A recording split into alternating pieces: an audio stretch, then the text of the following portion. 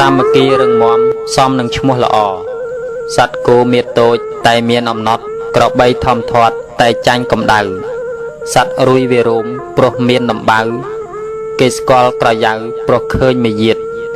សត្វសេះឥតស្នែងរៀងខែងសំរុំក្របីស្នែងធំរៀងសំនឹងមៀតរស់ក្នុងសង្គមសំនឹងមានញាត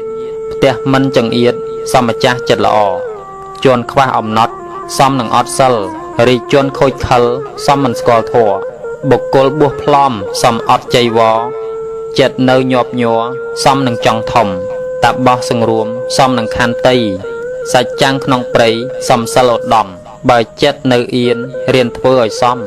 សាមគ្គីរឹងមាំសំឈ្មោះប្រពៃការងារឧត្តមសំនឹងចំណេះខំរៀនទៅចេះសំមានតម្លៃ